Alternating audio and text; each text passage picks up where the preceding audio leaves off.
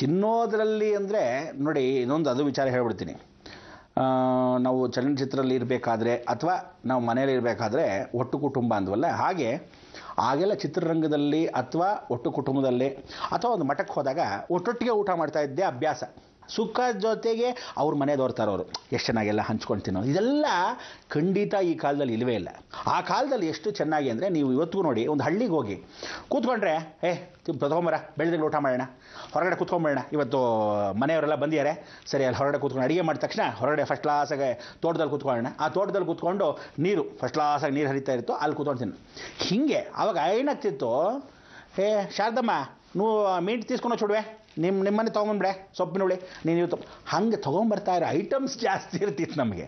ಈ ಐಟಮ್ಸಲ್ಲಿ ಜಾಸ್ತಿ ಇದ್ದಾಗ ಏನಾಗ್ತಿತ್ತು, ತಿಂಡಿಗಳನ್ನು ಭಾಳ ರುಚಿಯಾಗಿ ಒಬ್ರಿಗಿಂತ ಒಬ್ರು ಕೈಗುಣ ನೋಡಿ. ಫಾರ್ ಎಕ್ಸಾಂಪಲ್ ನಮ್ಮಲ್ಲಿ 5 ಜನ ಅಜ್ಜಿರಿದ್ರು, ಅಂದರೆ ಅಕ್ಕಂಗಿರು 6-7 ಜನ ಇದ್ರು. ಅವರು ಒಬ್ರಿಗಿಂತ ಒಬ್ಬರು ಎಲ್ಲರೂ ಐಟಮ್ಸು ಫಸ್ಟ್ ಕ್ಲಾಸಾಗಿ ಮಾಡೋರು. ಒಂದೇ ಐಟಮ್ನ 4 ಜನ ಮಾಡೋದನ್ನ ಅಷ್ಟು ಚೆನ್ನಾಗಿ ಮಾಡೋರು. ಅಂದರೆ ಮೊದಲಿಂದ ಕೈಗುಣಗಳಿತ್ತಲ್ಲ ಅಷ್ಟು ಚೆನ್ನಾಗಿತ್ತು, ಒಂದೇ ರುಚಿ ಇರ್ತಿರಲಿಲ್ಲ. ಇವ್ರಿಗಿಂತ ಅವ್ರ ರುಚಿ, ಅವ್ರಿಗಿಂತ ಇವ್ರ ರುಚಿ. ಹೀಗೆ ಮಾಡಿದಾಗ ಎಲ್ಲ ತಿಂಡಿ ತೀರ್ಥಗಳನ್ನು ತಿಂತಾಯಿದ್ವಿ, ಎಲ್ಲ ತಿಂಡಿಗಳನ್ನು ಪರಿಪೂರ್ಣವಾಗಿ ಅನುಭವಿಸಿ ತಿಂತಾಯಿದ್ವಿ. ಆ ರುಚಿನೂ ಹಾಗೆ ಇತ್ತು, ಯಾವುದೇ ಕೆಮಿಕಲ್ ಮಿಕ್ಸಿಂಗ್ ಎಲ್ಲ ಇರ್ತಿರಲಿಲ್ಲ. ನಾವುಗಳು ಹೊರಗಡೆ ಹೋದಾಗ ಹೋಟ್ಲೆಲ್ಲೂ ತಿಂದ ಅಭ್ಯಾಸಗಳು ನಮಗಿಲ್ಲ. ಹಾಗಲ್ಲ ನಾವು ಖಂಡಿತ ಹೋಟ್ಲುಗಳಿಗೆ ಈಗ ದುಡ್ಡು ಖರ್ಚು ಮಾಡೋದು ವೆಚ್ಚವಾಗಿ ಹೋಟ್ಲಿಗೆ ಹೋಗಿ ತಿನ್ಕೊಂಬರೋಣ ಅಂತದೆಲ್ಲ ಇರಲಿಲ್ಲ. ಅದಾದಮೇಲೆ ಕಾಲೇಜ್ ಡೇಸ್ ಆಗೋದ್ಮೇಲೆ ನಾನು ಎಲ್ಲೋ ಬೇರೆ ಊರಲ್ಲಿ ಇದ್ದಾಗ ವಿದ್ಯಾಭ್ಯಾಸಕ್ಕೆ ಹೋದಾಗ ಆವಾಗ ಅನಿವಾರ್ಯ ಕಾರಣದಿಂದ ಹೋಟ್ಲುಗಳಿಗೆ ಹೋದ್ವಿ ಹೊರತು ಮನೆಗಳಿದ್ದಾಗ ಅಥವಾ ಶೂಟಿಂಗ್ಗಳಿದ್ದಾಗ ಹೋಟ್ಲುಗಳಿರಲಿಲ್ಲ. ನೋಡಿ, ಇವತ್ತಿನ ದಿವಸ MGR ಅವ್ರ ಮನೆಯಿಂದ ಅಡುಗೆ, ಶಿವಾಜಿ ಗಣೇಶನ ಅವ್ರ ಮನೆಯಿಂದ ಅಡುಗೆ ಮಾಡಿಕೊಡು, NT ರಾಮರಾವ್ ಮಾತ್ರ ಅವ್ರ ಮನೇಲಿ ನಾನ್ ವೆಜಿಟೇರಿಯನ್ನೇ. NT ರಾಮರಾವ್ ಮನೇಲಿ ಅವಾಗ ಬಂದಾಗ ಸಾವಿತ್ರಿ, ನಾವು, ಕೃಷ್ಣಕುಮಾರಿ ಇವರೆಲ್ಲ ಕೂತ್ಕೊಂಡು ತಿಂತಾ ಇದ್ದಾಗ ನಾವು ಸಣ್ಣ ಹುಡುಗರು ಏನು ಕೂತ್ಕೊಂಡು ಕೂಚಾರೆ ಅಂತ ಅಷ್ಟೇ ಹೇಳ್ತಿದ್ರೆ ಹೊರತು ತಿಂಡಿ ತೀರ್ಥಗಳೆಲ್ಲ ಒಳ್ಳೆ ಐಟಮ್ಸ್, ನಾನ್ ವೆಜ್ಜು, ವೆಜಿಟೇರಿಯನ್ ಹಿಂಗೆ ಕೂತ್ಕೊಂಡು ತಿಂತಾ ಇದ್ವಿ ಹೊರತು ಆಗ ಬಾಯಿ ರುಚಿ ಅನ್ನೋದು ಕಟ್ಟಕ್ಕಾಗಲ್ಲ ಇತ್ತು. ಆಮೇಲೆ ಇನ್ನೊಂದು ಸರಿ ಏನು ಅಂದರೆ, ನಾನು ಚೆನ್ನಾಗಿ ಜ್ಞಾಪಕ ಇದೆ, ಶಿವಾಜಿ ಗಣೇಶನ್ ಏನು ಮಾಡಿದರು, ನಾವು ಅಡಿಯಾರಲ್ಲಿ ಶೂಟಿಂಗಲ್ಲಿ ಒಂದು ಜಾಗದಲ್ಲಿ ಇಳ್ಕೊಂಡಿದ್ದೆ, ಯಾರ್ದೋ ಮನೆ.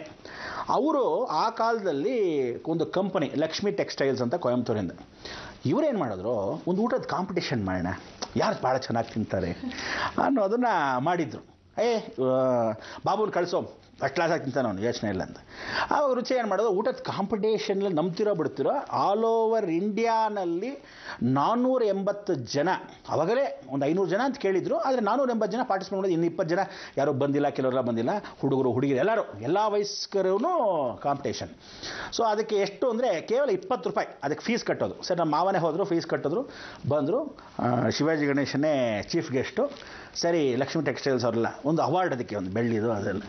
ಸರಿ, ಓಕೆ ಸರಿ ಅಂತ ಹೇಳ್ಬಿಟ್ಟು ಊಟದ ಕಾಂಪಿಟೇಷನ್ ಏನಂತ 45 ನಿಮಿಷದಲ್ಲಿ ಇಷ್ಟು ಐಟಮ್ಸ್, 63 ಐಟಮ್ಸು ಖಾಲಿ ಮಾಡಬೇಕು. 3/4 ಗಂಟೆಯಲ್ಲಿ 63 ಐಟಮ್ಸು. ತಿನ್ನೋದಕ್ಕೂ ನೋಡಿ ರುಚಿ ಬೇಕು, ಐಡಿಯಾ ಇರಬೇಕು ಸ್ವಲ್ಪ. ಕೆಲವರೆಲ್ಲ ಹಣ್ಣು ಹಣ್ಣು ಶುರು ಮಾಡಿಬಿಟ್ರು, ಹಣ್ಣು ತಿಂದರೆ ಬೇರೆ ತಿನ್ನೋಕ್ಕಾಗತ್ತೆ, ಆಗೋದಿಲ್ಲ. ಅದಕ್ಕೆ ನಿಧಾನಕ್ಕೆ ತಿನ್ಬೇಕು. ಅದಕ್ಕೆ ಏನು ಮಾಡಿದೆ ನಾನು, ಆ ಊಟದ ಕಾಂಪಿಟೇಷನಲ್ಲಿ ಫಸ್ಟ್ ಪ್ರೈಸ್ ನನಗೇನೆ, ಅಷ್ಟು ಚೆನ್ನಾಗಿ ತಿಂದಿದ್ದೆ. ಏನೋ ಈ ದೋಸೆ ಇಡ್ಲಿ ಇದೆಲ್ಲ ಇತ್ತಲ್ಲ, ಏನು ಮಾಡೋದು, ಸಾರಲ್ಲಿ ನೆನೆಸ್ಬಿಡ್ತಿದ್ದೆ. ಇದೆಲ್ಲ ಗಟ್ಟಿ ನೋಡಿ, ನಿಧಾನಕ್ಕೆ ತಿಂದು ಯಾವ ಕಾಲಕ್ಕೆ ತಿನ್ನೋದು, ಅದೆಲ್ಲ ಕ್ಲೀನಾಗಿ ಎತ್ತು ಸಾರಲ್ಲಿ ನೆನೆಸ್ಬಿಟ್ರೆ ಮೆತ್ತಗಾಗ್ಬಿಡುತ್ತೆ. ಸರಿ, ಆ ಐಟಮ್ಸ್ ಎಲ್ಲ ಜೋಡಿಸ್ಕೊಳ್ಳೋದು. ಸರಿ, ಇದೆಲ್ಲ ಹಣ್ಣುಗಳನ್ನೆಲ್ಲ ಬೀಜಗಳು ಬಿಡಿಸ್ಕೊಳ್ಳೋದು. ಇವರು ಶುರು ಮಾಡಿಬಿಟ್ಟಿದ್ರು, ನಾನೆಲ್ಲ ಬಿಡಿಸ್ಕೊಳ್ಳೋದು ಮಾಡ್ಕೊಳ್ಳೋದೆಲ್ಲ ಸೌಕರ್ಯ ಮಾಡ್ಕೋಬೇಕಲ್ಲ. ಯಾವ್ದು ಫಸ್ಟು ಯಾವ್ದು ಕೊನೆ ನೋಡಿ. ಯಾವತ್ತು ತಿಳ್ಕೊಳ್ಳಿ, ಒಂದೇ ಐಡಿಯಾ ಇಟ್ಕೋಬೇಕು. ನೀರನ್ನ ಇವಾಗ ಹಾಕ್ತೀರಾ ನೆಲದ ಮೇಲೆ, ಮಣ್ಣು ಸೆಟ್ಲಾಗುತ್ತೆ, ಇನ್ನೊಂದು ಸ್ವಲ್ಪ ನೀರು ಹಾಕ್ತೀರಾ ಸೆಟ್ಲಾಗುತ್ತೆ, ಇನ್ನು ಸ್ವಲ್ಪ ಮಣ್ಣು ಹಾಕ್ಬೋದು, ಕರೆಕ್ಟಾಗಿ ಕೂತ್ಕೊಳ್ಳುತ್ತೆ. ಹಾಗೆ ಊಟವನ್ನು ಹಾಕ್ಬೇಕಾದ್ರೆ ಲಿಕ್ವಿಡಿಟಿ ಪಕ್ಕದಲ್ಲಿ ಜೊತೆ ಏನು ಮಾಡಿದೆ, ಜ್ಯೂಸ್ಗಳೆಲ್ಲ ಮಾಡಿಸಿಟ್ಕೊಂಡ್ಬಿಟ್ಟಿದ್ದಾರೆ, ಜಗ್ಗಲ್ಲಿ ಹಾಕಿದ್ರೆ ಅದೆಲ್ಲ ಲೋಟಕ್ಕೆ ಹಾಕೊಂಬಿಡಿ. ಆ ಜ್ಯೂಸು ಗಟ್ಟಿ ಪದಾರ್ಥ, ಜ್ಯೂಸು ಗಟ್ಟಿ, ಅದೇನಾಗ್ತಿದೆ ಕರೆಕ್ಟಾಗಿ ಸೆಟ್ಲಾಗ್ತಿದ್ದು, ಬೇಗ ಎಲ್ಲ ಸೆಟ್ಲಾಗತ್ತರ ಕ್ಲೀನಾಗಿ ತಿಂದು ಖಾಲಿ ಮಾಡ್ತಾಯಿದ್ವಿ. ಎಷ್ಟು ಚೆನ್ನಾಗಿರ್ತಿತ್ತು ಅಂತೀರ. ಹಾಗೆ ಆ ಊಟದ ಕಾಂಪಿಟೇಷನ್ ಫಸ್ಟ್ ಪ್ರೈಸ್ ಬಂದಾಗ ಒಂದು ಬೆಳ್ಳಿ ಪದಕವನ್ನು ಕೊಟ್ಟರು. ಆ ಕಾಲದಲ್ಲೇ ಶಾಲು ಕೊಟ್ಟರು. ಈ ಗೌರವ ಘನತೆ ಅನ್ನೋದೆಲ್ಲ ನಮ್ಗೆ ಗೊತ್ತಿಲ್ಲ. ಆ ಕಾಲದಲ್ಲೇ ಶಾಲು ಲಕ್ಷ್ಮಿ ಟೆಕ್ಸ್ಟೈಲ್ಸ್ ಇರೋದು, ಆ ಟೆಕ್ಸ್ಟೈಲ್ದು ಒಂದು ಬೆಳ್ಳಿದು ಪುಟಾಣಿದು ಒಂದು ಮೊಮೆಂಟು ಅದನ್ನು ಕೊಟ್ಟರು. ಇವತ್ತಿಗೂ ಅದು ಭಾಳ ಸಂತೋಷ ಶಿವಾಜಿ ಗಣೇಶನ್ ಅವರು ಕೊಟ್ಟರು ಅಂತ, ಯಾಕೆಂದರೆ ಅವ್ರ ಕಾಂಪಿಟೇಷನಲ್ಲಿ ಬಂದಾಗ ಅವರೇ ಚೀಫ್ ಗೆಸ್ಟು. ಸೊ ಹೀಗೆ ನಾವುಗಳ ಆ ಊಟದ ತಿಂಡಿ ಬಗ್ಗೆ ರುಚಿನ ವರ್ಣಿಸ್ಬೇಕು. ನೋಡಿ, ತಿನ್ನೋದು ಸುಮ್ಮನೆ ತಿನ್ನಿಸ್ಬಿಡ್ತೀವಿ. ಜನಗಳು ಟಿ ವಿ ಹೇಳ್ಬೇಕಾದ್ರೆ ದೋಸೆ ಕಣೆ ಫಸ್ಟ್ ಕ್ಲಾಸ್ ಹಿಂಗೆ ರುಚಿ ತೊಗೊಂಡು ತಿನ್ಬೇಕು. ಕೆಲವ್ರು ಹೇಳ್ತಾರೆ ಈ ನಾನ್ ವೆಜ್ ಬಗ್ಗೆನೂ ನಾನು ವಿಚಾರಿಸ್ತೀನಿ. ಹೌದು ಗುರುಜಿ, ಆ ಪ್ರಶ್ನೆ ಕೇಳಬೇಕಂತಿದ್ದೆ. ಏನು 60-90 ಅಂತೆಲ್ಲ ಹೇಳ್ತಾರೆ, ಚಿಕನ್ 65 ಅಂತಾರೆ ನಿಮ್ಮ ಗುರುಗಳು. ಹಂಗಿದ್ರೆ ತಿಂದೇ ಇರಬೇಕು, ಇಲ್ದರೆ ಹೆಂಗೆ ವರ್ಣಿಸಕ್ ಸಾಧ್ಯ ಅಂತ? ಇಲ್ಲ ನೋಡಿ, ತಿಂದ್ರೇನೆ ವರ್ಣಿಸ್ಬೇಕು ಅಂತಿಲ್ಲ. ಹಾಗೆ ತಿನ್ನೋಗಿದ್ರೆ ನಾನು ಯಾವತ್ತೋ ತಿಂದ್ಬಿಡ್ತಿದ್ದೆ. ಯಾವತ್ತು ತಿಳ್ಕೊಳ್ಳಿ, ಯಾವ ಧರ್ಮದಲ್ಲಿ ಹುಟ್ಟಿರ್ತೀವೋ ಆ ಧರ್ಮದ ವಿರೋಧ ಹೋಗಬಾರ್ದು. ಯಾಕೆಂದರೆ ಊಟದ ತಿಂಡಿನಲ್ಲಿ ಡಾಕ್ಟರ್ ರಾಜ್ಕುಮಾರ್ ಆಗಲಿ, ಉದಯ್ ಕುಮಾರ್ ಆಗಲಿ, ಶಿವಾಜಿ ಗಣೇಶಲ್ಲಿ, ಎನ್ ಟಿ ರಾಮರಾವ್ ಆಗಲಿ, ಈ ಮಾಂಸದ ಬಗ್ಗೆ ವರ್ಣಿಸಿ ತಿನ್ನೋದ್ರಲ್ಲಿ ಬಹಳ ಆಸಕ್ತರು. ಇವರುಗಳನ್ನ ನಾವು ನೋಡಿದಾಗ ಮಲಯಾಳಮಲ್ಲಿ ಮಧು ಅಂತ ಕೂಡ ಇದ್ದರು, ಹಳೇ ದೊಡ್ಡ ಆರ್ಟಿಸ್ಟ್. ಅವರು ಕೂಡ ಈ ಊಟ ಮಾಡುವಾಗ ಎಲ್ಲ ರುಚಿಪ್ಪ, ಸೂಪರ್ ಅಂದ ಆ ಥರ ತಿನ್ನುವಾಗ ಇದು ಹಿಂಗೆ ಅದು ಹಂಗೆ ತಿಂತಾ ಇದ್ರಲ್ಲ, ಅವ್ರು ವರ್ಣಿಸಿದ್ದೆಲ್ಲ ನಮ್ಮ ಸ್ವಲ್ಪ ತಲೆಗಿತ್ತು.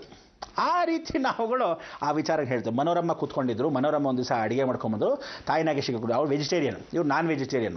ಏನು ಮಾಡೋದು, ಆ ಕಡೆ ಕೂತ್ಕೊಂಡಾಗ ಆ ಕಡೆ ಎಲ್ಲ ವೆಜಿಟೇರಿಯನ್ಸ್ ನಾನ್ ವೆಜಿಟೇರಿಯನ್ಸ್ ಹಂಗೆ ಕೂತಿರ್ತಿಲ್ಲ.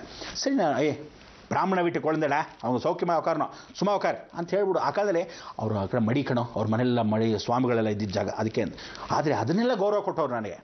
ಇದನ್ನು ಚಿಕ್ಕ ವಯಸ್ಸಲ್ಲೇ ನಮ್ಮ ಜೊತೆಗೆ ನಮ್ಮ ಅಜ್ಜಿನೋ ಅಥವಾ ಯಾರೋ ದೊಡ್ಡವರೆಲ್ಲ ಹೋದಾಗ ಈ ಥರ ಹೋಗ್ತಿದ್ವಿ ಬರ್ತಿದ್ವಿ.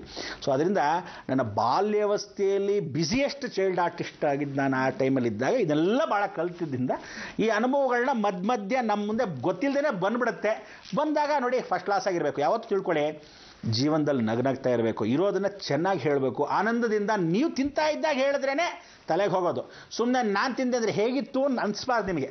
ಆಹಾ ಅನ್ಬೇಕು, ನಿಜವಾಗಿನೋ ತಿಂದಿದ್ದೀವೇನೋ ಅಂತ ನಿಮ್ಮ ಬಾಯಿ ರುಚಿ ಏನಂತೀರಾ. ಅದಕ್ಕೆ ಅವಾಗವಾಗ ಹೇಳ್ತಾ ಇದ್ದ ಸಮಯದಲ್ಲಿ ಈ ವಿಚಾರ ಹೇಳೋದು.